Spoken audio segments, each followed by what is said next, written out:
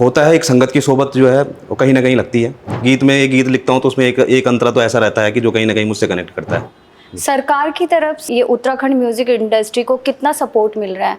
लिखते हैं लेकिन क्या है कि उस पर पैसा लगाने को कोई नहीं, क्योंकि ऑडियंस नहीं है।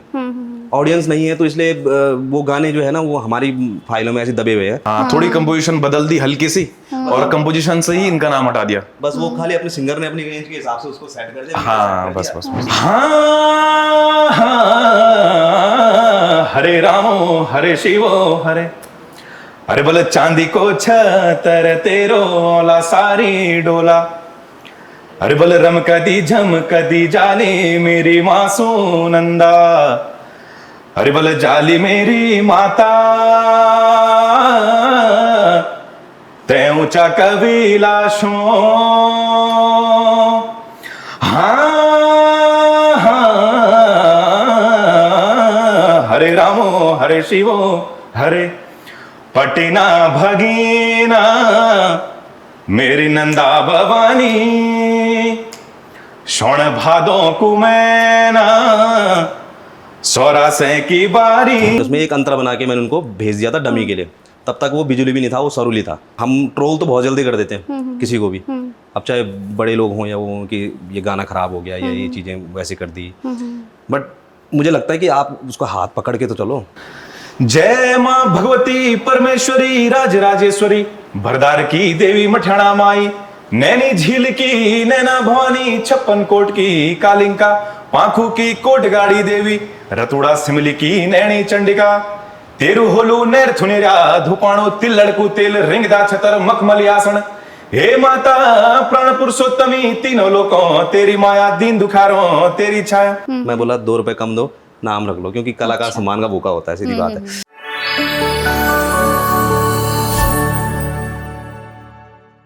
नमस्कार, मैं कविता खत्री। स्वागत है आपका हमारे प्रभात वार्ता के आज के इस स्पेशल एपिसोड में। आज हमारे साथ उत्तराखंड की 2 हस्तियां हैं जो कि अपने अपने क्षेत्रों में उत्तराखंड को एक नई पहचान दिला रही है, उत्तराखंड को आगे बढ़ाने का काम कर रही है, एक अपने सुरों से और दूसरी अपनी लेखनी से। तो बहुत बहुत स्वागत है गायक मृणाल रतूड़ी जी का और लेखककार मिस्टर सुधाकर भट्ट जी का। बहुत धन्यवाद। तो सबसे पहले शुरू करते हैं कि आपकी जर्नी की शुरुआत कहाँ से हुई, कैसे, क्या, कहाँ से आपको प्रेरणा मिली, आप इसके बारे में कुछ बताएं। तो इसमें बचपन में मैं प्रीतम भरद्वाज जी, नरेंद्र सिंह नेगी जी, इन लोगों को सुन के मैंने गाना चालू किया। फिर उसके बाद ये होता ना कि मध्यम वर्गीय परिवार ये सोचता है कि बच्चा पढ़ाई करे और उसके बाद नौकरी कर ले तो जीवन सफल माना जाता है। तो उसके बाद जब मैं हाई स्कूल इंटर के बाद गवर्नमेंट बीटेक हमारे टाइम पे निकालना थोड़ा टफ माना जाता था, वैसे अभी भी टफ है, जेई मेंस फिर एडवांस होता है।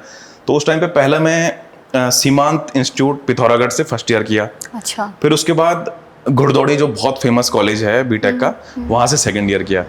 लेकिन बचपन से ही मेरा रुझान था सिंगिंग की और म्यूजिक की तरफ, तो मैंने सेकेंड ईयर के बाद बीटेक ड्रॉप कर दिया। तो उसके बाद घर वाले भी अब ऐसी परिस्थिति में वो भी कुछ नहीं बोल पाए, तो उसके बाद उन्होंने मुझे मतलब फ्री कर दिया कि भाई आप इसे ही करिए। और लेकिन ऐसा होना चाहिए कि मतलब किसी पे डिपेंडेंट ना रहें आप। मतलब स्टार्टिंग में फैमिली का काफ़ी सपोर्ट था, उसके बाद भी फैमिली ने पूरा सपोर्ट किया, क्योंकि मेरे मदर फादर दोनों गवर्नमेंट जॉब पे, मतलब फादर रिटायर हो गए हैं, तो वो मतलब पहले से ही सपोर्टिव रहे और अभी भी हैं। से एकदम इस उत्तराखंड म्यूजिक इंडस्ट्री में आना। हाँ, तो बीटेक के बाद मतलब सेकंड ईयर के बाद सीधे अब मैं म्यूजिक में ही हूँ। कितना और समय लोगों हो ने गया कई चीजें भी बोली, नाम रखे कईयों ने, लेकिन एक बार एक टीवी पे एक शो था, उसमें भी कोई लड़का कोई कोर्स छोड़ के म्यूजिक में चला जाता है। तो वो जब टीवी पे परफॉर्म कर रहा था तो उसने ये बोला अपनी मम्मी को कि अगर मैं वो कोर्स कर रहा होता तो मुझे आज कोई नहीं जानता। तो अगर मैं बीटेक भी कर लेता तो मैक्सिमम ये होता कि भाई अपना एक छोटा सा दायरा होता। प्रेजेंट टाइम पे ये है कि लगभग जितने लोग जानते हैं तो वो मुझे सिंगिंग की वजह से जानते हैं। तो ये एक बहुत बड़ा टर्निंग पॉइंट था लाइफ का। कैसे आपकी शुरुआत हुई, कैसे आपने सोचा कि आप एक राइटर बनेंगे? एक राइटर के बिना सिंगर अधूरा है। आप अपनी शुरुआत, अपनी जर्नी के बारे में बताएं। बहुत बहुत धन्यवाद कविता जी और प्रभात वार्ता की पूरी टीम का कि आपने हमें यहाँ पर जो है अपनी बात रखने का, हमें जो है ये पॉडकास्ट में बुलाने का जो है, तो उसके लिए मैं धन्यवाद करता हूँ। दरअसल मेरा लेखन के क्षेत्र में पहले तो कोई रुचि नहीं थी, रुचि या मतलब कभी कोशिश नहीं की। लेकिन ये था कि स्कूल से ही मैं गायन और हास्य नाटक वगैरह किया करता था मंचों पे, और मतलब तीसरी चौथी कक्षा से मैंने स्टार्ट कर दिया था। तो धीरे धीरे मेरी जो ये जर्नी चली रही थी, और 12th के बाद जब मैं जो कॉलेज में आया तो फिर वैसे थोड़ा दोस्तों से मिलना शुरू हुआ जो संगीत से जुड़े हुए थे, तो उनसे जुड़े हम। तो आगे चल के फिर जब अभी 2018 में 19 में मैं कुछ दोस्तों के साथ हैदराबाद में रहता था, तो दोनों राइटर थे, तो एक हिंदी में और एक गढ़वाली में। तो होता है एक संगत की सोबत जो है वो कहीं ना कहीं लगती है, और उनके साथ रह के जो है मुझे लगता है कि कहीं ना कहीं वो प्रेरणा मिली मुझे, और मैंने भी लिखना स्टार्ट किया, और धीरे धीरे जो है मेरी ये यात्रा स्टार्ट हुई। तो आप जैसे ये गाने लिखते हैं तो ये आपका खुद पे कुछ पर्सनल एक्सपीरियंस आपका रहता है, खुद से जुड़ी कुछ चीज़ें रहती हैं, कैसे आप लिखते हो इनको? दरअसल मैम एक्चुअली में कोई भी गीत लिखने से पहले कहीं ना कहीं हमारे आसपास का माहौल जो है और वही ऑब्जर्वेशन होती है।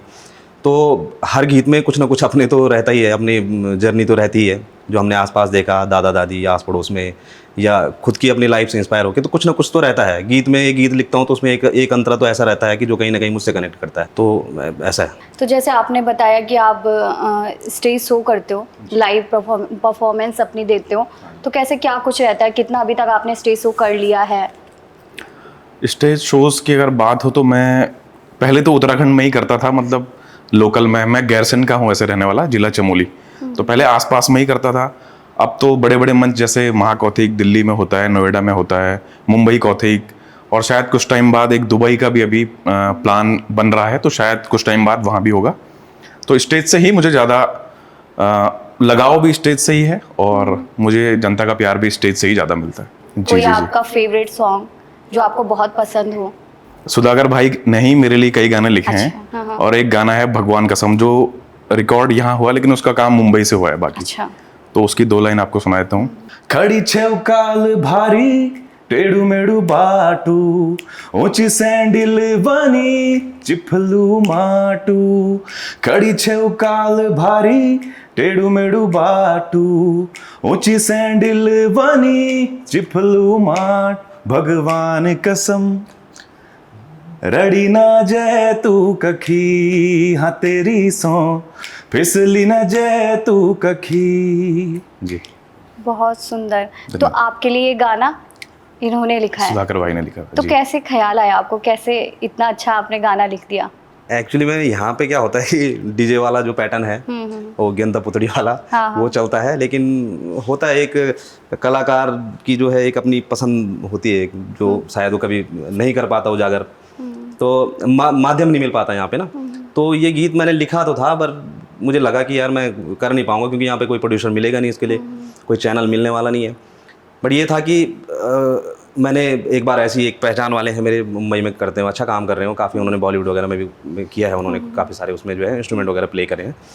तो उनसे मेरा परिचय हुआ, तो उनसे एक दिन मैंने ऐसे ही उन्हें सुनाया, तो उन्हें अच्छा लगा, क्योंकि वो थोड़ा सा वैसा टेस्ट था, बॉलीवुड वाला टेस्ट था, उन्हें अच्छा लगा।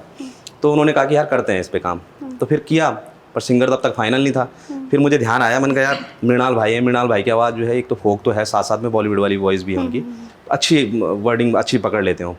तो फिर मृणाल भाई को बोला, और मृणाल भाई ने भी जो है मतलब ये गाना हमने ऐसे ही किया है कि बस भाईबंदी में हो गए, बिना मिले हुआ, ये ऑन कॉल हुई सारी चीज़ें इसमें। अच्छा। तो फिर हमने ये गाना कर लिया। जैसे उत्तराखंड म्यूजिक इंडस्ट्री है, क्या लगता है बाहर अभी इसका नाम बनना बाकी है, पहचान होनी बाकी है? बिल्कुल, अभी काफ़ी वक्त लगेगा, ऐसा नहीं है, कर रहे हैं अभी। काफ़ी गाने ऐसे हैं कि जो हमारे जो है नेशनल के साथ साथ ग्लोबली भी गए हैं हमारे बहुत सारे गाने। तो कुमाऊं से हों चाहे यहाँ गढ़वाल से हों, काफ़ी गाने गए हैं, और मुझे लगता है कि हाँ अभी निकले हैं, रास्ते में निकले हैं, तो कहीं ना कहीं मंजिल तो होगी, प्रयास कर रहे हैं सब। जैसे कि ये अब पहले के गाने बहुत ही सरल होते थे, जैसे ये नरेंद्र दा के जो ये गाने थे ये बहुत ही सरल सिंपल होते थे, और अब के गानों में रैप बीट्स ये सारी मिक्स हो रही हैं।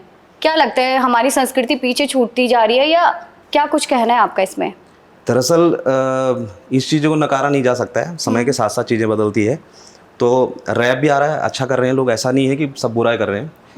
देखो जब चीज़ें हो रही हैं, कुछ लोग अच्छा कर रहे हैं, तो साथ साथ में कुछ चीज़ें साथ में चलती हैं ना, एक अच्छाई चलती है तो बुराई भी चलती है। तो कुछ लोग ऐसे हैं कि जो वैसे ही कर रहे हैं, पर लेकिन बहुत लोग ऐसे हैं जिन्होंने जो है फ्यूज़न करा है, फोक म्यूज़िक को जो है, फोक गीतों को जो है फ्यूज़न किया है, बहुत लोगों ने करा है। और कुछ लोगों ने थोड़ा सा वैसा भी किया है, तो वो तो पहले भी था। हमने तो नेगी दा को सुना है, बर्तमान जी को सुना है, और हीरा सिंह राणा जी को सुना है, तो वो लोग उन लोगों ने उस दौर में किया, तो हमें तो वो 3 चेहरे 4 चेहरे दिख रहे हैं हमें, लेकिन साथ उस टाइम पे भी ऐसे थे जो लोग वैसा करते थे, मतलब जो शायद हमें पता भी नहीं होगा।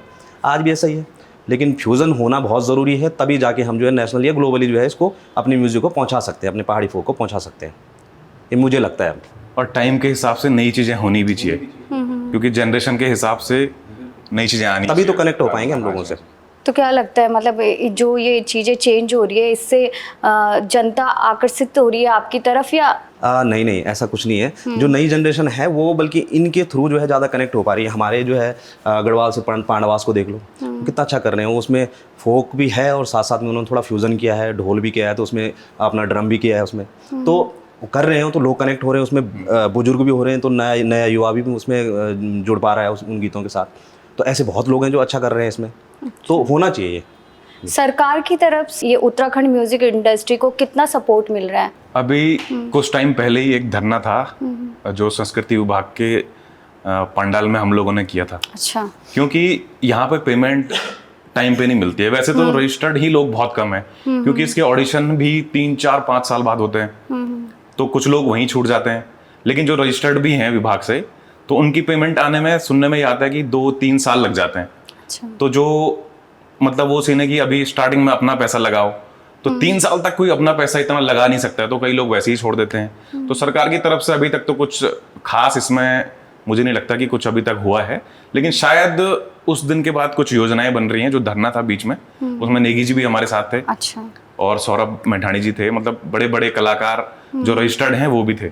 तो शायद आगे अब कुछ हो, इसकी उम्मीद हम सब करते हैं, लेकिन अभी तक तो ऐसा कुछ है नहीं। जब बीच में कोविड भी आया था, जो फुल टाइम काम करते हैं इसमें, उस टाइम काम बंद हो गया था, कितना क्या उनकी तरफ से क्या फैसिलिटीज आप लोगों के लिए थी, क्या सपोर्ट रहा उनका आप लोगों के लिए? सरकार की तरफ से तो ये मतलब वो एक कलाकार को मतलब एक मजदूर की तरह देखते हैं। जो सरकारी पेमेंट भी है तो वो 800,000 रुपए, जो मतलब आज की डेट में इतना कम है, तो उसमें मतलब कुछ होता नहीं है। तो उस टाइम पे तो भाई कई लोग, मतलब ऐसी नौबत आ गई थी कि खान पान की कमी हो गई थी, लोग मतलब काफ़ी दयनीय स्थिति में आ गए थे, खास करके कलाकार, क्योंकि इनके लिए ना ही कोई भत्ता मिलता है सरकार की तरफ से, ना ही कोई इंश्योरेंस है, ना ही कोई पेमेंट इन्हें मिलती है, मतलब जो मासिक वेतन जैसे कह सकते हैं। और अभी कुछ दिन पहले ही हमारे एक मित्र हैं जो ढोलक प्ले करते हैं, वो काफ़ी टाइम से इंद्रेश अस्पताल में भर्ती हैं। उनके लिए भी अभी तक मतलब सरकार और जो संस्कृति विभाग है, तो उनकी तरफ से ऐसी कोई अभी हेल्प नहीं हुई, जो कि होनी चाहिए, क्योंकि एक कलाकार ही जो संस्कृति को बचा रहा है, तो वो कलाकार ही है, और उनको नज़रअंदाज किया जाता है पूर्ण रूप से। तो मैं उम्मीद करूँगा हमारे जो सतपाल महाराज जी हैं, संस्कृति मंत्री हैं, जो निदेशक हैं, महानिदेशक हैं, और वो मुख्यमंत्री जी से, कि कलाकारों को एक दर्जा दिया जाए, कम से कम उनका कोई इंश्योरेंस वगैरह या फिर मासिक उन्हें भत्ता मिले, जो रजिस्टर्ड कलाकार हैं। तो सरकार से उम्मीद करते हैं, अभी तक तो इसमें कुछ हुआ नहीं है, तो आगे संभवतः कुछ हो सरकार की तरफ से। ये जितने भी बड़े बड़े कलाकार हैं, जिनको काफ़ी समय हो चुका है, उनकी तरफ से जो आने वाले नए कलाकार हैं, उनको कितना सपोर्ट रहता है उनका? जहाँ तक मेरा नज़रिया है और जो मैंने आज तक देखा है, तो मुझे नहीं लगता कि ये लोग, मतलब जो बड़े नाम वाले हैं, वो ज़्यादा सपोर्ट करते हैं, क्योंकि हमने कई देखे हैं, जो हमारे दोस्त भी इस इंडस्ट्री से हैं, तो उनसे भी सुनने में यही आता है कि वो खास, क्योंकि ये होता है ना कि कहीं ये ना हो जाए कि वो मुझसे ऊपर ना बढ़ जाए। मुझे लगता है कि यही उनकी विचार होंगे। कहीं ना कहीं अभी राजनीतिक है इस इंडस्ट्री में। हाँ, हो सकता है कि ये मुझसे आगे बढ़ जाए, तो इसलिए वो उसको सपोर्ट नहीं करेंगे। तो आज तक तो मैंने यही देखा है मैक्सिमम राजनीति। हाँ, जबकि मुझे ऐसा लगता है कि इंडस्ट्री ना बहुत छोटी है, इतना अपना उत्तराखंड है, इसमें इतना होना नहीं चाहिए एक्चुअली में ना। यहाँ पे क्या है कि हम ट्रोल तो बहुत जल्दी कर देते हैं किसी को भी, अब चाहे बड़े लोग हों या वो, कि ये गाना खराब हो गया या ये चीज़ें वैसे कर दी। बट मुझे लगता है कि आप उसको हाथ पकड़ के तो चलो, उसे आगे बढ़ा के तो लेके जाओ। क्यों नहीं करेंगे यार, अच्छा करेंगे। सब अच्छे लोग हैं यहाँ पे, अच्छे लेखक हैं, अच्छे गायक हैं, अच्छे म्यूजिशियन हैं हमारे पास, और बहुत अपग्रेड हुई है चीज़ें। बट ये है ना कि उनको सपोर्ट करने वाला नहीं, मतलब वो एक टांग खींचने वाले बहुत हैं, आगे बढ़ाने वाला कोई नहीं है। तो ये चीज़ें अगर हो जाएं, तो मुझे लगता है हर जो है पहाड़ का जो है हर युवा जो है एक अच्छे गीत गाएगा, अच्छे उनको जो है आगे लेके जाएगा, बड़े मंचों पे लेके जाने के है, लगता है मुझे ऐसा हो सकता है। तो आने वाले जो बच्चे हैं, उनको क्या कहना चाहोगे आप कि इसमें कितना उनका अच्छा करियर है, कब तक वो सेटल हो सकते हैं, कितने समय में वो पैसा कमा सकते हैं? करियर के लेके तो मैं तो यही कहूँगा कि करियर फुल टाइम तो हम भी नहीं कर रहे हैं, मैं भी नहीं कर रहा हूँ फुल टाइम इसको, और अभी तो फिलहाल मुझे लगता नहीं कि दूर दूर तक अभी जो है फुल टाइम लायक है इंडस्ट्री। आप करिए, बहुत अच्छी बात है, लेकिन इसमें करियर का तो मुझे अभी दूर दूर तक, क्योंकि अच्छे बड़े बड़े सिंगर भी हैं, वो भी कुछ ना कुछ साथ में कर ही रहे हैं, क्योंकि नहीं है इसमें इतना, यहाँ इंडस्ट्री क्या है, इतना पैसा नहीं है, क्योंकि कमाई का एक जरिया है यूट्यूब, तो उससे इतने लोग जो एक गीत के साथ, क्योंकि गीत ज़्यादा बन रहे हैं, तो उसके साथ इतनी टीम जुड़ी हुई है, इतना क्रू जुड़ा हुआ है, तो सबको पेमेंट होनी है, तो उससे हर किसी का घर तो नहीं चल सकता है, वैसे मुझे लगता है। और बाकी ये है कि अगर ठीक है, शायद आने वाले कुछ सालों में कुछ हो जाए, अगर फिल्में बनेंगी उत्तराखंड में तो शायद करियर का कुछ हो सकता है। हाँ, आपका क्या कहना है इस पे? इसमें यहाँ के लोगों की मानसिकता भी ये है ना, जैसे कोई भी प्रोग्राम होता है उसमें बॉलीवुड के सिंगर्स आते हैं, तो वो यहाँ के सिंगर्स से कम 10 गुना 20 गुना पेमेंट लेते हैं, और यहाँ के लोग उन्हें उतना दे भी देते हैं। तो यहाँ से कोई जाता है तो जो प्रोड्यूसर वगैरह होते हैं वो भी यहाँ के सिंगर्स को मतलब अभी उस लायक वो भी नहीं समझ रहे हैं। तो अभी इसमें भविष्य में मुझे लगता है कि टाइम लगेगा, इसमें मतलब स्टेबल फ्यूचर आपका नहीं है इस क्षेत्र में, फुल टाइम नहीं कर सकते, बिल्कुल फुल टाइम नहीं कर सकते हैं। साथ में अगर आपका बैकग्राउंड अच्छा है, आप पे थोड़ा एक्स्ट्रा मनी है, तो आप उसको यूज कर सकते हैं। जी, अभी इस समय में प्रेजेंट ये उत्तराखंड म्यूजिक इंडस्ट्री किस दौर से गुजर रही है प्रेजेंट में? इसमें प्रेजेंट टाइम पे तो सिर्फ सिचुएशन ये है, मुझे लगता है कि जो ये जनरेशन है वो सिर्फ डीजे सॉन्ग्स को पसंद कर रही है। जैसे पहले का टाइम था तो वो परिस्थितियों पे गाने बनते थे, आसपास की चीज़ों पे, मतलब हर मुद्दा उसमें शामिल होता था, पलायन का हो या फिर प्यार प्रेम का हो या कुछ भी हो। लेकिन प्रेजेंट टाइम पे अब ऐसे लिरिसिस्ट भी ज़्यादा मैं नहीं देखता हूँ जो मतलब गाना किसी मुद्दे पे लिखें या कुछ लिखें। तो अभी ऐसा है कि बस डीजे सॉन्ग आप बना दो, वो चल जाता है इजीली। एक्चुअली में ऐसा है ना कि इसमें मृणाल भाई ने एक बात करी, ऐसा नहीं है, मुझे लगता है कि करना तो चाहते हैं, क्यों नहीं करना चाहेगा कोई, हम भी लिखते हैं तो लिखते हैं, लेकिन क्या है कि उस पर पैसा लगाने को कोई नहीं, क्योंकि ऑडियंस नहीं है, ऑडियंस नहीं है, तो इसलिए वो गाने जो है ना वो हमारी फाइलों में ऐसे दबे हुए हैं, वो गाने कभी रिलीज नहीं हो पाते, कभी बन नहीं पाते हैं, क्योंकि पैसा लगाने वाला नहीं है कोई, और पैसा कोई क्यों लगाएगा जब ऑडियंस जो है उन्हीं गीतों को सुनना चाह रही है। नेगी दा के दौर में अगर हम बात करें तो उस टाइम जो गाने बनते थे बहुत स्लो पैटर्न के गाने होते थे, और वहाँ की परिस्थितियों की, पहाड़ की परिस्थितियों पे, बेटी बुआरियों पे ये गीत होते थे। और आज जो है ये गीत डीजे उसमें बन रहे हैं, तो आप देखेंगे तो नेगी दा भी जो है अब थोड़ा सा उस पैटर्न में आगे, थोड़ा स्पीड वाले गीत लग गए बनाने। आप रिसेंट में सुने 4-5 साल में उन्होंने गीत जो है स्लो वाले कम कर दिए, बल्कि 1-2 आए थे उनके, नहीं चले उतने, क्योंकि अब ऑडियंस जो है एक माइंड सेट हो गया है, यहाँ पे जो है डीजे तक ही सीमित है और रील तक सीमित है, बस ये है चीज़ें। जैसे आपने अभी बताया कि यूट्यूब है करियर जी जी। इस इंडस्ट्री का, तो यूट्यूब में कितना एक गाने को बनाने में कितना खर्च लग जाता होगा, और जो पैसा लगाते हैं वो रिटर्न भी आता है उतना? रिटर्न का तो यहाँ पे इतना मुझे लगता नहीं है कि अभी किसी का आता होगा, खासकर अगर कोई नए कोई प्रोड्यूसर आए हैं तो नहीं लगता, क्योंकि यहाँ पे क्या है कि अगर मिनिमम बजट की बात भी करें तो मुझे लगता है कि 1 लाख तक तो पहुँच ही जाता होगा। हाँ, एवरेज 1 लाख तक तो खर्चा आ ही जाता है। और फिर अगर इसमें रिटर्न की बात करें तो रिटर्न के लिए तो अगर कोई नया प्रोड्यूसर आ रखा है तो उसको भाई कम से कम 8-10 गाने करने पड़ेंगे, 10-12 लाख 15 लाख रुपए लगाने पड़ेंगे। अच्छा। उसके बाद शायद कुछ रिटर्न आना शुरू होगा, लेकिन तब तक वो प्रोड्यूसर मतलब उस परिस्थिति में रह पाए कि वो आगे पैसा लगा सके। अच्छा। क्योंकि क्या होता है कि एक टाइम के बाद आदमी भी थक जाता है, हार जाता है। तो बहुत चैनल ऐसे हैं कि जो कई हमने देखे अभी 5-7 सालों में बने हैं, और उसके बाद जो है उन्होंने बंद कर दिया, 4-5 गाने करे, किसी ने 5-7 गाने करे। कहीं ना कहीं स्ट्रगल है। हाँ, स्ट्रगल बहुत ज़्यादा है। हाँ, ये है, क्योंकि यहाँ पे है नहीं ना एक इनकम के, देखो सिंगर बेस्ड इंडस्ट्री है, तो सिंगर तो क्या है, लाइव परफॉर्मेंस कर रहा है, वो वहाँ से कमा रहा है। प्रोड्यूसर कहाँ से कमाएगा? प्रोड्यूसर के पास सिर्फ एक जरिया है यूट्यूब का। अब यूट्यूब से क्योंकि यहाँ पे स्पॉटिफाई वगैरह चलता नहीं है, और भी बहुत सारे जो है स्ट्रीमिंग, जो ऑडियो स्ट्रीमिंग करते हैं वो ऐप यहाँ पे चलते नहीं। रीज़न ये है कि यहाँ पे जो है सब्सक्रिप्शन लेने वाला कोई है नहीं, सब फ्री में सुनते हैं। तो यहाँ की प्लेलिस्ट ही नहीं है अभी तक इनमें, तो प्लेलिस्ट नहीं है तो कमाई का कोई जरिया और है नहीं। तो यूट्यूब के भरोसे ही चल रहा है प्रोड्यूसर, अब इंडस्ट्री ही यूट्यूब के भरोसे चल रही है। अच्छा, तो आप जैसे राइटर हैं तो किन किन लोगों के साथ आप अभी काम करते हो?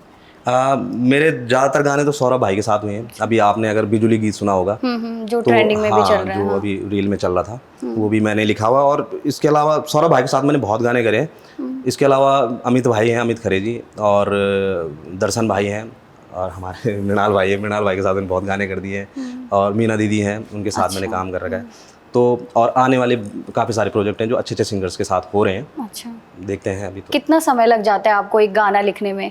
मुझे नहीं पता और वो क्या हिसाब। मेरा एक्चुअली में क्या है, ज़्यादातर गीत जो मेरे बने हैं वो कुछ घंटों में बने हैं या एक दिन में बने हैं मेरे अधिकतर गीत। मतलब जब मैंने बिजुली भी लिखा था तो बिजुली भी ये था कि 2-3 दिन पहले मुझे सौरभ भाई ने बोला था कि ऐसे ऐसे करके एक चैनल है, उनको इस तरह का कुछ गीत चाहिए मुझे। मतलब वो आपको कोई हिंट देते हैं या आप खुद से उसको लिखते हो? हिंट कुछ देते थे, कई कुछ गानों में हिंट होता है, कुछ गानों में ये था कि हाँ कुछ है पड़ा हुआ तो दे दो भाई।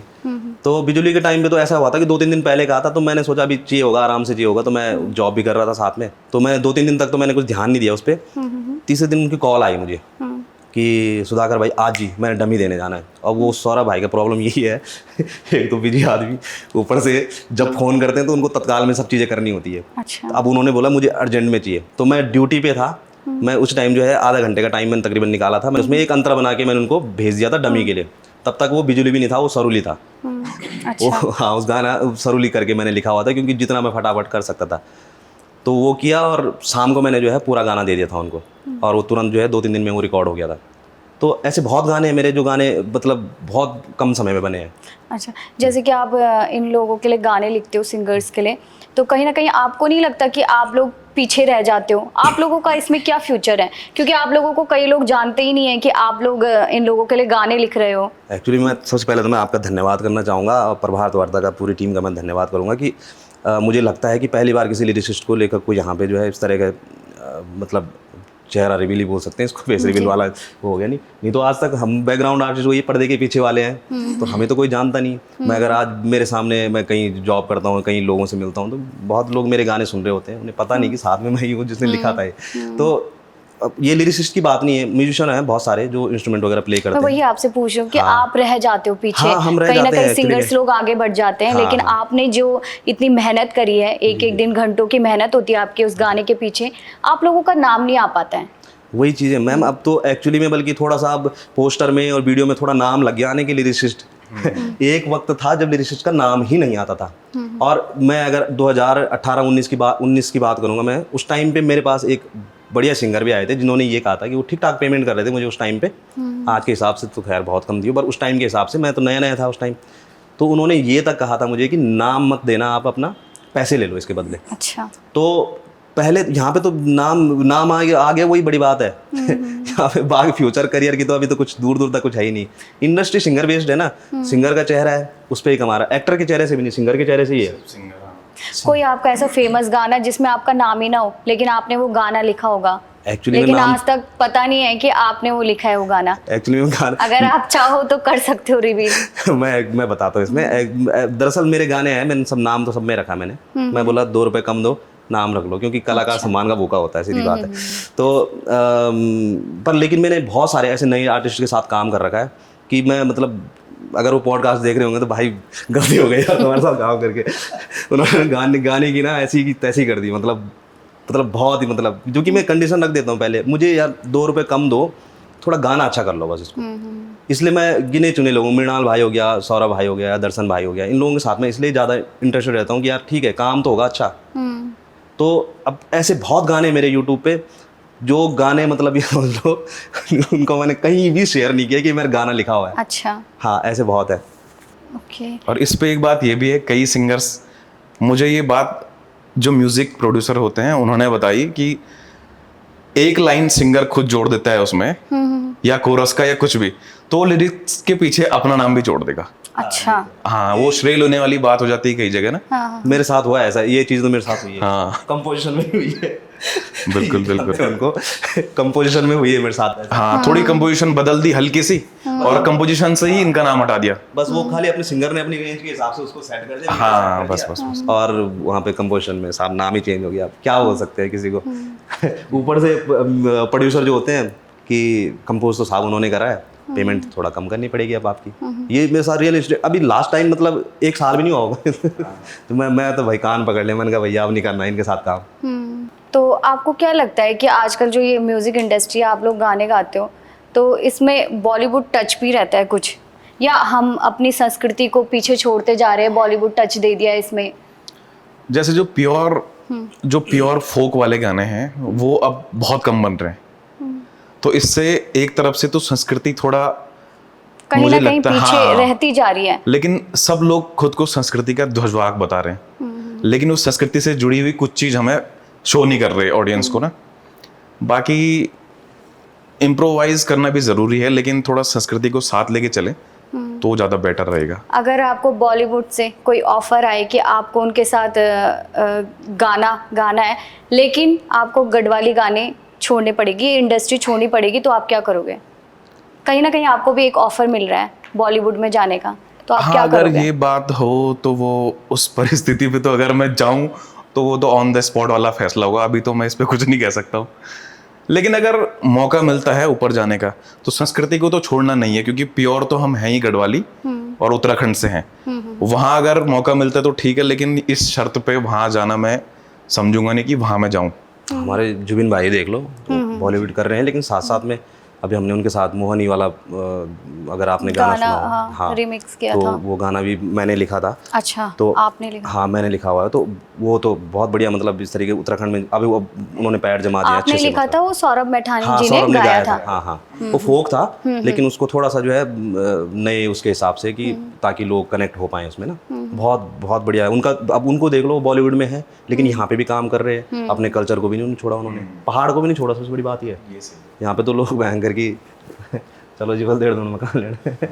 आपने भी जैसे बताया, आपने जुबिन नौटियाल के साथ जो गाना रिमिक्स किया था वो आपने लिखा था, तो उसकी 2 लाइन आप सुना दीजिए दर्शकों को। दरअसल मैं सिंगर तो अच्छा नहीं हूँ मृणाल भाई अगर साथ देंगे तो गा देंगे। हाँ, मोहनी मुल मुल तेरी हंसी योजनी दांतों को सज क्या बोले, मोहनी दूरो भटी पाछाणी सची भय तेरी झूमर हिटण। बहुत सुंदर। वही सर, जैसे आप स्टेज शोज करते हो तो उसमें आपका कोई ऐसा फनी किस्सा जो आपके साथ उस दौरान हुआ और वो आपको लाइफ टाइम में भी याद रहेगा? स्टेज शोज में मेरे साथ सबसे फनी चीज़ ये होती है मेरे नाम को लेके, क्योंकि कोई भी एंकर हो या कोई मतलब जो मेरा नाम बुलाते हैं तो मेरा नाम मृणाल रतूड़ी है, मृणाल। तो मैक्सिमम 90% लोग जो एंकर भी होते हैं वो भी सही नहीं ले पाते मेरा नाम। अच्छा। तो इसी महाकौथी की बात है, नोएडा में जो होता है तो उसमें एक एंकर है, वो वीडियो भी काफी चला था, उतना ही पोर्शन उसका, क्योंकि वो पूरा लाइव चलता है। तो उन्होंने मेरा नाम मिनराल बोला, मिनराल। अच्छा। फिर जो वहाँ के जो वो थे संयोजक थे मेले के, तो वो मंच पे ही आके उन्होंने मेरा नाम सुधरवाया 3-4 बार उन्हें बोल के। मैंने देखी वीडियो। हाँ, तो वो वीडियो उतना ही पोर्शन उसका बहुत चला, वायरल हो गया। हाँ, तो ये नाम से ही रिलेटेड है, बाकी तो और सब कोई स्टेज में ऐसा सब रिकॉर्डिंग करते हुए कोई ऐसा फनी किस्सा? फनी किस्से तो होते रहते हैं, ऐसा प्रॉपर कुछ ध्यान है नहीं, लेकिन बाकी हम मजाक मस्ती में ही सारा काम हमारा हो जाता है। अभी रिसेंट आपका कौन सा प्रोजेक्ट चल रहा है? अभी फिर मैं बोल दूं, इनसे ही मैंने कल एक लिरिक्स ली है। अच्छा। और वो बहुत जल्द हम करने वाले हैं, वो एक डुएट सॉन्ग है। अच्छा। पर अभी उसमें काम चालू नहीं हुआ है, खाली लिरिक्स अभी इन्होंने दी है। अच्छा। बाकी हाँ, लिरिक्स और कंपोजिशन दोनों इनकी ही है। अच्छा। और कुछ टाइम पहले इन्होंने ही लिखा था, क्योंकि मैं मैक्सिमम इनकी लिरिक्स मुझे पसंद है, इसलिए मैं सुधाकर भाई को ही बोलता हूँ। और एक मेरे मित्र हैं, वो ITBP में कार्यरत हैं अभी, दीपक नौटियाल जी, तो 2 लोग ही मेरी लिरिक्स लिखते हैं। तो वो एक जागर था कुछ टाइम पहले। जागर, तो आप 4 लाइन हो जाए उसकी। जी जी जी थोड़ा आगे उसमें हाँ धुयाल है, तो वो बहुत बड़ा है, उसको मैं थोड़ा छोटा करके आपको सुना देता हूँ। जय माँ भगवती परमेश्वरी राज राजेश्वरी, भरदार की देवी मठाना माई, नैनी झील की नैना भवानी, 56 कोट की कालिंका, पाखू की कोट गाड़ी देवी, रतुड़ा सिमली की नैनी चंडिका, तेरु होलू नेर थुनेरा, धुपाणो तिल लड़कू तेल, रिंगदा छतर मखमली आसन, हे माता प्राण पुरुषोत्तमी तीनों लोकों तेरी माया दीन दुखारों तेरी छाया। अरे भले लांदो माता ढोल की थाप से गुरु की धवड़ी नारणी। हे 12 बहनी देवी होली नारायणी। हे 64 का लिंग का माता नारायणी। अरे 9 भाई ना गेला तेरा 9 बहनी नागणी। हे अष्टभुजाधारी माता संकट तारिणी नारायणी। जय माता दी। बहुत ही सुंदर। धन्यवाद जी। लास्ट प्रोजेक्ट हमारा यही था ना? इससे पहले ये था और अब एक जस्ट उससे पहले एक मेरा बाबा जी गाना हमने एक अलग थीम पे किया था, लेकिन वही बात आती है कि सैड सॉन्ग और स्लो सॉन्ग कोई सुन नहीं रहा, तो इसलिए हम भी धीरे धीरे उस चीज से हट रहे हैं। लेकिन पूरे हम हटेंगे नहीं, क्योंकि हम जो काम हम करते हैं हम अच्छा ही काम करते हैं, लिरिक्स भी अच्छी, तो लेकिन लाइक जनता उससे पसंद नहीं करती है ऐसी चीज़ों को प्रेजेंट टाइम पे। तो अब हम एक दूसरा डांस सॉन्ग लेके आ रहे हैं बहुत जल्द। अच्छा। मेरा बाबा जी के बारे में मैं आपको बताता हूँ एक बार। हाँ हाँ बताएं। तो बहुत बहुत प्यारा सॉन्ग है वो। एक्चुअली मैं अपनी सारी रचनाओं में से अगर किसी की बात करूँ तो वो सबसे बेस्ट है। आपका फेवरेट? हाँ, वो एक्चुअली मेरे पास बहुत टाइम से पड़ी हुई थी। अब क्या है कि उत्तराखंड में जो है ना, विशेषकर मैंने यही देखा है कि यहाँ पे माँ पे तो बहुत गीत बने हुए हैं, पिता पे नहीं बने हुए। एक पिता और पुत्र के भाव पे नहीं बने हुए। हाँ। पिता और पुत्री के भाव पे तो है, पिता और पुत्र के भाव पे नहीं है। तो पहला गीत होगा शायद जिसको मैंने लिखा था, और वो गीत मेरे पास पड़ा हुआ था। मुझे मतलब कभी उम्मीद नहीं थी ये गीत मैं कभी कर पाऊँगा, करूँगा भी तो कैसे करूँ। कभी कभी तो आता था, भाव आते थे यार कि ठीक है। तो फिर एक दिन मैं था घनसाली में अपने यहाँ, तो वहाँ पे हमारे एक बड़े भाई हैं, आदरणीय सकलानी जी हमारे, तो उनसे मैंने बैठे हुए थे, तो उन्हें अच्छे लगते हैं मतलब ऐसे गीत, मतलब अच्छा लगता है उन्हें संगीत वगैरह ना। तो उन्होंने मुझे कहा कि आपकी कोई रचना वगैरह है, आपकी कोई पुरानी पड़ी? तो मैंने उन्हें सुनाया था ये, तो उसकी 4 लाइनें सुनाई, वो बहुत ज़्यादा मतलब ऐसे इमोशनल हो गए। तो उन्होंने कहा कि सुधाकर भाई ये गाना करना है, जबकि उनका इस फील्ड से कोई लेना देना नहीं है, बस उन्हें संगीत अच्छा लगता है। तो मैंने कहा भाई जी, मैंने कहा पैसे तो है नहीं इसमें, फिर कैसे करेंगे, क्या करेंगे? तो उन्होंने बोला मैं लगाऊंगा इस पे पैसे। फिर मैंने बोला सिंगर कौन रहेगा? तो अब होता है ना, एक आदमी का एक जहन में रहता है। मैंने कहा यार यहाँ पे जो है इसको बेहतर गा पाएगा मृणाल। मैंने मृणाल भाई को फ़ोन किया, मैंने कहा यार ऐसी ऐसी बात है, इस गाने को करना है। तो उन्होंने ओके बोल दिया तुरंत। और फिर हम जो है उसके बाद तुरंत यहाँ स्वजीत भाई के पास आए और हमने यहाँ उसका म्यूज़िक वगैरह करवाया। और बहुत बढ़िया गाना, बहुत प्यारा गाना है। मैं तो कहूँगा कि मेरा भी अभी तक का मतलब मैं भी उसको नंबर 1 पे रखूँगा। अच्छा। और वो उसके लिरिक्स और उसमें जो भाव हैं, मैं भी सुनना चाहती हूँ। जी जी जी। तैलू घाम जब मुंड तचलाणी, बाबा जी तब तेरू छैलू पछाणी। यूंद चौमासा रूड़ी तैलू घाम, खरी कठिण खैकी हम उथे पुगाई। मेरा बाबा जी, मेरा बाबा जी, मेरा बाबा जी, मेरा बाबा जी। तो इसमें मतलब मैं गाते टाइम भी थोड़ा लिरिक्स के हिसाब से बहुत भावुकता इस गाने में है, तो इसको मैंने उसमें भी गाया। आप एक बार इसे आप भी जरूर सुनिएगा। जरूर जरूर, बहुत ही अच्छा गाना है और मैं जरूर सुनूंगी जी। इतना मतलब ऐसे गाने लिखने में आपको कैसे मैं खुद भावुक हो रही हूँ इस गाने को सुनते हुए। लेकिन आप एक साथ इस गाने को लिखते हैं या समय लगता है, या आप 2-3 घंटे एक साथ बैठ के इस गाने मतलब गानों को लिख दिया आपने? दरअसल क्या है कि ना इस तरह के गीतों में थोड़ा वक्त तो लगता है, लेकिन ये गाना भी मैंने एक फ्लो में लिखा हुआ है। एक फ्लो में लिखा था मैंने, बल्कि लास्ट का अंतरा मैंने थोड़ा बाद में लिखा था। ये क्या था कि कहीं ना कहीं हम जब लिखते हैं तो अपने आसपास ही माहौल होता है कि हम क्या है कि जैसे जैसे हम जैसे जवान होते जा रहे हैं तो पिता से जो है ना एक कुछ बोल चाल वाली जो है थोड़ा दूरियां हो जाती है। और मुझे लगता है कि सब लोग इससे कनेक्ट कर पाएंगे इस चीज़ों से कि हम क्या होता है कि पुत्र और पिता जो है ना, पुत्र जो है थोड़ा सा दूरियां बना लेता है, हम डायरेक्ट कुछ नहीं बात कर पाते, ऐसे जैसे माँ से लिपट जाते हैं घर जाके, पिता से थोड़ा सा दूरियां हो जाती है। तो वहाँ पे जो है ये जब मैंने ये गीत लिखा था तो कहीं ना कहीं मेरे अपने भाव थे कि जैसे हम बचपन में पिता की उंगली पकड़ लेते थे, उनके साथ जो है डायरेक्ट जो है हम गले मिल जाते थे, और आप जाते हैं और ठीक है क्या है कैसा है, बस इतना हो गया है अपना। अंदर है भाव, उनके भी है और हमारे भी है, लेकिन वो जाहिर नहीं कर पा रहे। तो इस गीत के अंत में भी मैंने वही बात बोल रखी कि मतलब मैं वक्त रहते अपनी चीज़ें बोलना चाह रहा हूँ कि ऐसा ना हो कि कहीं बाद में देर हो जाए। तो इसका मैं इसको जब कनेक्ट कर रहा हूँ मेरा फील हो रहा है ये। तो ये ऐसा ही है गीत, पर बहुत प्यारा गीत है ये गाना, मतलब बहुत सुंदर, इसमें जो म्यूजिक भी है, इसका वीडियो भी बहुत ही जबरदस्त है, लेकिन फिर वहाँ हम पीछे रह गए ना। इसको लोग ऑडियंस नहीं मिल पाई, भले ही जो रियल लिसनर होते हैं उन्होंने सुना उसे, जो संगीत की वो रखते हैं। अच्छा, आपके बारे में बहुत ही इंटरेस्टिंग चीज मैंने सुनी थी कि आप लोगों की मिमिक्री कर लेते हैं, सिंगर्स अच्छा, की, हाँ जी, किसी हाँ की जी। भी कह लो तो एक हो जाए मिमिक्री। ये मिमिक्री का वो मैं चेपड़ों थराली प्रोग्राम में था, अच्छा। और उसके बाद मैं चौखुटिया गया कुमाऊं में, तो वहाँ मैंने हे नंदा हे गोरा गाना गाया। अच्छा। तो उसके बाद मैं जब नीचे आया तो लोग आए मेरे पास कि यार आपका बहुत अच्छा गाना है, हमने इसको बहुत बार सुना। तो मैंने वहाँ उन्हें भी नहीं बताया, मैंने भी थैंक यू बोला, और मैं मतलब सबको यही लगता है कि वो मैंने ही गाया है। अच्छा, वो भले ही आपने वो बड़े भाई दर्शन फरसवाण जी ने गाया है। अच्छा। और मुझे लोग दर्शन फरसवाण ही बोलने लग गए थे उनके क्षेत्र में। अच्छा। पर मैंने उनसे ये कहा कि मैं मृणाल रतूड़ी हूँ। दर्शन फरसवाण जी के गाने में थोड़ा उनके टच में गा लेता हूँ, जैसे सौरभ भाई के हो गए और रोहित चौहान भाई के हो गए। हाँ, वो फोक आवाज जो है तो वो दर्शन भाई की वैसी है। तो उसकी 2 लाइन में आपको भी सुना देता हूँ। हाँ हाँ, हरे रामो हरे शिवो हरे, अरे बोले चांदी को छतर तेरो सारी डोला, अरे बोले रम कदी झम कदी जाली मेरी मासू नंदा, अरे बोले जाली मेरी माता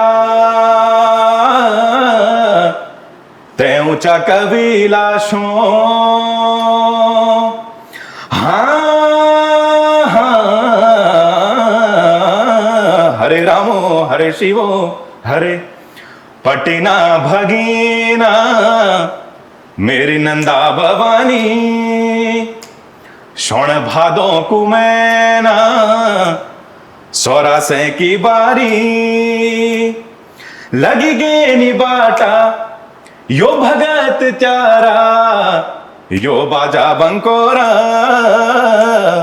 सभी त्यारा द्वारा, हे नंदा हे गौरा, अरे कैलाशों की जात्रा, हाँ हे माता सुनंदा हे माता भवानी, शोण भादो कुमैना जात की तैयारी।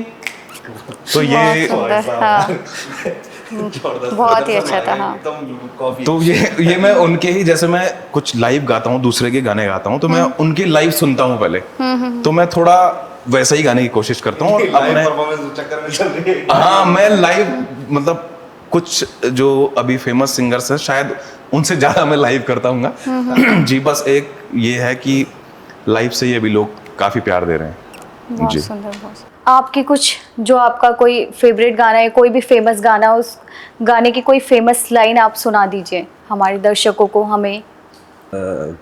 अभी तो हाल ही में वैसे बिजुली चल रहा है, और लेकिन मैं अपना पहला गाना सुनाता हूँ जिस गाने से मुझे एक्चुअली में थोड़ा पहचान मिली थी उस टाइम पे। बहुत अच्छा तो नहीं गया था, मैं बोल नहीं सकता हूँ क्योंकि जिस हिसाब से यहाँ पे गाने चल रहे हैं अभी, पर मैंने 2019 में लिखा था और मेरे ख्याल से 20-21 में वो रिलीज हो गया था। वो तो नी मिल दीवारी करके वो था उस दिन वो पहाड़ की वर्तमान परिस्थिति पे। तो उसकी 2 लाइनें हैं, जैसा भी होगा माफ़ करना। नी मिल दी तुम थे बारी, तने रंदा छोरो गिण चुणी गाँव मरे गे न्यादी, क्या होल तुम्हारो नी मिल दी तुम थे बारी,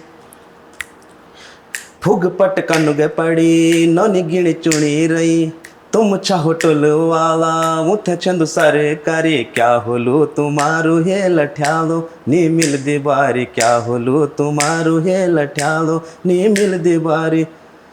तो ये गीत है, ये आपने खुद से रिलेट करके ये गाना लिखा है।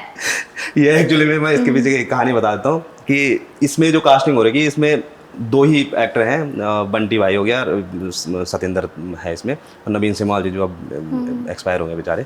तो ये 2 थे इसमें। और ये गाना जो है मतलब ऐसा बिल्कुल गांव में टिपिकल पहाड़ी उसमें स्टाइल में वो हो रखा है कि जैसे एक बाप होता है कि चिंता होती है। तो हम भी दो भाई हैं, मतलब बड़े वाले भाई की तो शादी हो रखी थी उस टाइम में, तो मुझसे बड़े भाई हैं मेरे और मैं, तो लोग उसको जो है वो ऐसे कनेक्ट करने लगे क्या पता अपनी परिस्थिति में लिखा हुआ है, बट हाँ बोल भी सकते हैं क्योंकि परिस्थितियां तो वही है पहाड़ों में ना, लड़की तो मिल नहीं रही है। और कहीं ना कहीं वही हो कि इसमें एक अंतरा भी मैं ऐड कर देता हूँ कि जमीनो यो टुकुड़ू होंदो देहरादून लिन्यू नी होंदो रंग रूप उमरे नी गणिंदू हे जांदी न तेड़ो किल क्वारी नी मिलदी बारी हुए जांदी न तेड़ो किल क्वारी। तो वही है कि देहरादून में जमीन, ऋषिकेश में जमीन वमीन है तो लड़की मिल जाएगी करके बाप की चिंता पे ये गीत लिखा था मैंने। तो सर आपका हो जाए मैसअप। जी, एक मेरा भजन था धोती सूत की मुंड मरे बना, और उसके बाद मैं गैरसैंण हमारी राजधानी है जिसपे जो राजनीति का एक मुद्दा भी बना रहता है गैरसैंण, तो उस मैं गैरसैंण ही रहता हूँ तो उस पर ही मैंने एक गाना बनाया था, और 2-4 मेरे और गीत हैं, मैं आपको मैशअप करके सुनाता हूँ। ओ धोती सूत की मुंड मारे बाना गौरा भूली जा मैं तका दीना, धोती सूत की मुंड मारे बाना गौरा भूली जा मैं तका दीना, मैं दगड़ी गौर तिन कैलाश जान, मैं दगड़ी गौर तिन कैलाश जान, टेडू मेडू बाटू गोरा कन क्वे हिटण, अरे टेडू मेडू बाटू गोरा कन क्वे हिटण, गोरा भूली जा मैं तक दीना, गोरा भूली जा मैं तक दीना, तेकु झुमकी मुलालू नाके न थूली दिलालू, ए मिलणू गैरसैंण बाजार, देखी भाली की गोमावार पार, ए मिलणू गैरसैंण बाजार, देखी भाली की गोमावार पार, सजी धजी कामर कसी की आंखों सुरमा गलुड़ियों लाली लेके वो चली मेरी छैला, छैला मेरी छैला, छैला मेरी छैला। बहुत बहुत धन्यवाद। बहुत बढ़िया। तो जैसे कि आप दोनों साथ में काम करते हो, तो आपकी दोस्ती कैसे हुई, आपकी मुलाकात कहाँ हुई, कैसे आप दोनों साथ में काम करने लगे, इसके बारे में बताओ, अपनी दोस्ती के बारे में। मैं बताऊं दरअसल हुआ ये था कि सौरभ भाई साथ में था, मतलब काफ़ी अच्छा परिचय हमसे पुराना। तो यहाँ बंजारा वाला देहरादून में कैफ़े में था मैं बैठा हुआ, जब सौरभ भाई का फ़ोन आया मैं आ रहा हूँ करके। तो ये आए थे मृणाल भाई, लंबी लंबी जुल्फ़ों वाले तो लंबे बाल हुआ करते थे इनके। अच्छा। आए थे, मतलब भैया प्रणाम, ये सब बढ़िया ढंग से बैठे थे हमारे साथ। हम रहे थे 3-4 घंटे हम बैठे रहे, ज़्यादा ही रहे होंगे हम। तो वो पहली मुलाकात थी हमारी, और मैंने नाम सुना हुआ था इनका, शायद कोई गाना भी सुना हुआ था, मैंने काफ़ी तारीफ़ भी करी थी इनकी उस दिन। और उस दिन, हाँ उस दिन ही मैंने इनको बोला था कि यार हम साथ में एक प्रोजेक्ट करेंगे, ज़रूर करेंगे। उसके बाद हमने वो भगवान कसम जो गाना अभी मृणाल भाई ने, हाँ तो वो गाना हमने पहला गाना वही किया था हमने साथ में, और अब तो खैर कर ही रहे हैं कंटिन्यू। और उस दिन भी मैंने इनको वहाँ पे गाने भी सुनाए थे। हाँ अच्छा। गाने भी सुनाए थे इन्होंने टेबल पे बैठ के काफ़ी देर तक बैठे रहे हम लोग। हाँ ठीक है, तो चलो मैं पहले आपसे एक क्वेश्चन पूछती हूँ, आप उनके आंसर करोगे रैपिड फायर, ठीक है? रैपिड फायर, ठीक है। आपका ऑल टाइम फेवरेट गढ़वाली गाना? हे नंदा हे गौरा, वो फेवरेट है आपका जी। ठीक है। सबसे मुश्किल गढ़वाली शब्द जो आपके जल्दी से आपके मतलब जुबान पे नहीं आता हो, या जिसके पीछे लॉ होता है, कोई भी शब्द ऐसा, क्योंकि गढ़वाली में लॉ को थोड़ा अलग से बोलते हैं, तो वो शब्द मैं गलत कर देता हूँ। अच्छा। जी। अगर आपको एक दिन के लिए कोई भी सिंगर है बड़ा, वो बना दिया जाए तो आप क्या करोगे पहले? कुछ नहीं, बाकी क्या कर सकते हैं, वो फील लूंगा। अरिजीत सिंह अगर मैं बन गया तो उनका वाला फील लूंगा, और उनकी जो गायकी है उसको लेके अपने साथ आ जाऊंगा वापस।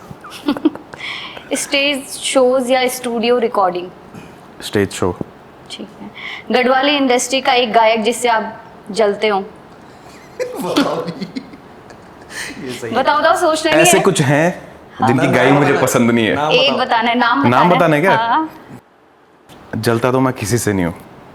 हाँ पक्का पक्का, लेकिन कई सोचते हैं मैं उनसे जलता हूँ, लेकिन जल के कुछ फायदा होना नहीं है। कि नहीं, एक नाम बताना है। नाम बताओ ना, इससे सिंपल, इसको ज्यादा खींचो मत। क्या है जलना?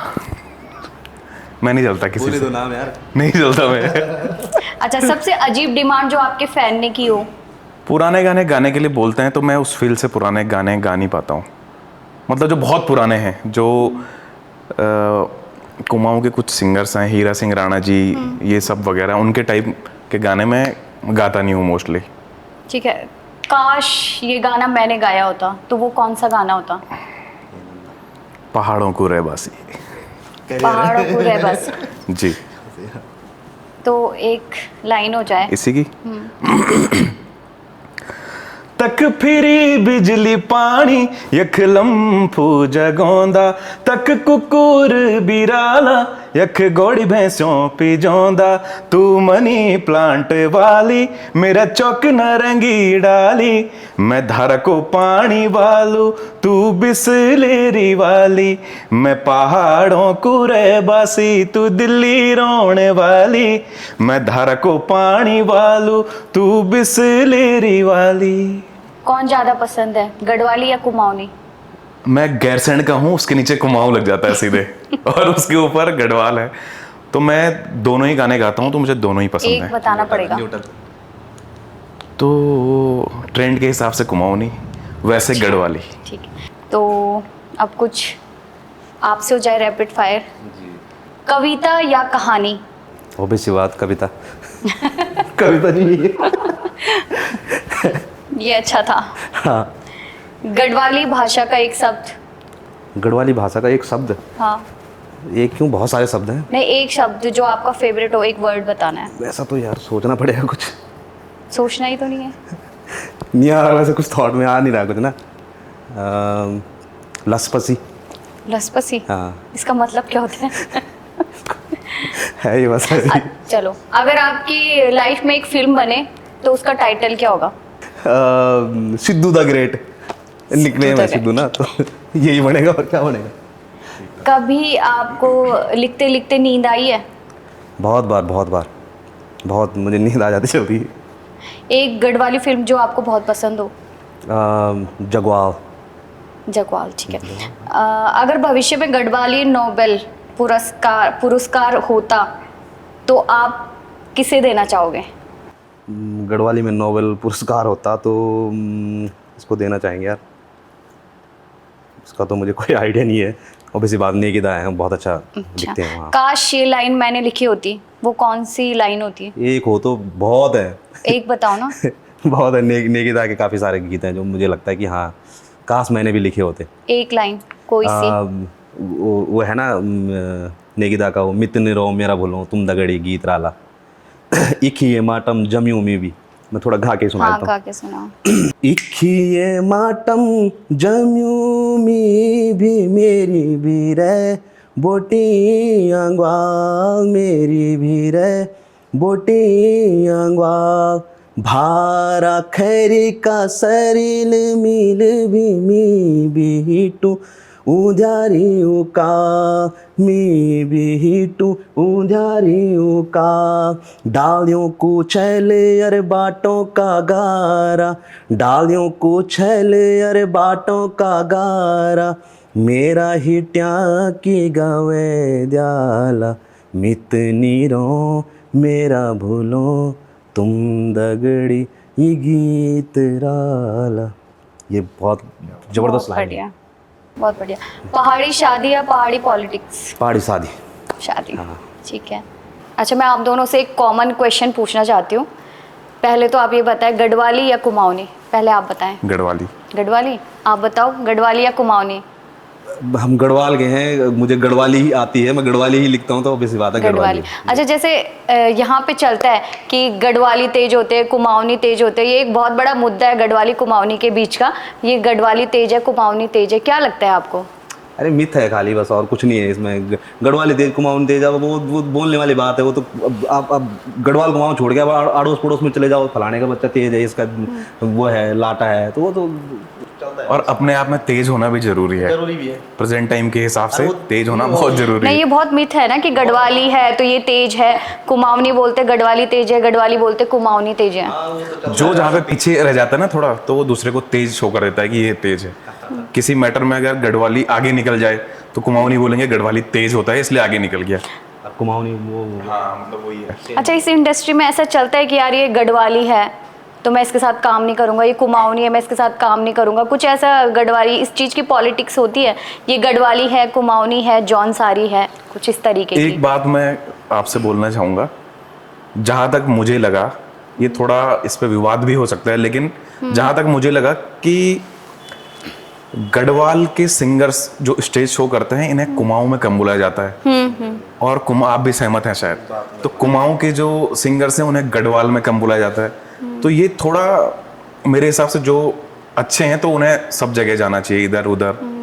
तो शायद इसमें कहीं ना कहीं इसमें पॉलिटिक्स है, हाँ, कुमाऊनी शायद इसमें गढ़वाली। पॉलिटिक्स इसको कह सकते हैं। हालांकि मैंने तो कभी ये फेस नहीं करा ऐसा कुछ। बाकी हाँ, थोड़ा ऑब्जर्व तो किया जो वीडियोस वगैरह के जो हमारे डायरेक्टर्स वगैरह हैं तो ये काम तो ये सब जगह करते हैं। हाँ, लेकिन मैं अगर स्टेज शो की बात करूँ स्टेज तो शो, मुझे ऐसा लगता है अच्छा, वो मतलब लोकल्स को ही बुलाएंगे, या फिर गढ़वाल में है तो गढ़वाल के ही बुलाएंगे, फिर कुमाऊं में गढ़वाली बहुत कम लोग जाते हैं। ये तो लगता कहीं है ना कहीं यही है, राजनीतिक हाँ, इसी को कहते हैं। बिल्कुल, ये राजनीति गढ़वाली, इसे कह सकते कुमाऊनी, हैं। जौनसारी, ये सब जी जी होता जी है। जी। और जौनसारी, हाँ सही कहा आपने, जौनसारी तो उधर कभी हमने देखे ही नहीं। मतलब जैसे जौनसारी सिंगर्स हैं तो वो हमारी साइड या कुमाऊं में भी उन्हें बहुत कम देखा है हमने। जौनसारी की पीड़ा वही तो है, हर कलाकार वहाँ का वो अपने आप को इसीलिए तो वो समझता है कि मतलब बस आएगी, उनका हाथ पकड़ने वाला कोई नहीं है। हाँ, तो उन्हें थोड़ा कहीं ना कहीं उत्तराखंड म्यूजिक इंडस्ट्री इसी चीज में पीछे रह जाती है, क्योंकि हाँ वो तो है, वो थोड़ा सा क्या है ना कि यहाँ पे क्या है, भाषाओं का वो हो गया ना। अब कल्चर तो पहाड़ी है, थोड़ा बहुत ज़्यादा डिफरेंस नहीं है, थोड़ा बहुत है, बट ये है कि भाषा का जो है ना, इस वजह से थोड़ा सा लोग बंट जाते हैं। जबकि कहीं ना मुझे कहीं लगता है सपोर्ट नहीं करते एक दूसरे को, ये कहीं ना कहीं तो थोड़ा सा है। अपना उत्तराखंड है, यहाँ पे बल्कि मिलजुल के काम करे तो बहुत अच्छा हो सकता है। अभी बल्कि डायरेक्टर अच्छा कर रहे हैं कि गढ़वाल कुमाऊं में वो बहुत बढ़िया काम कर रहे हैं। हाँ, वो दोनों जगह ही अच्छा काम कर रहे हैं। बहुत बहुत अच्छा लगा आपके साथ पॉडकास्ट करके, आपने अपना कीमती समय हमें दिया, उसके लिए बहुत बहुत धन्यवाद। जी, और आपका भी बहुत बहुत धन्यवाद कि आपने हमें आमंत्रित किया, और प्रभात वार्ता जो आपका पेज है, चैनल है, तो उसका बहुत बहुत धन्यवाद। समस्त टीम का भी मैं बहुत बहुत धन्यवाद करूँगा। बहुत बहुत धन्यवाद।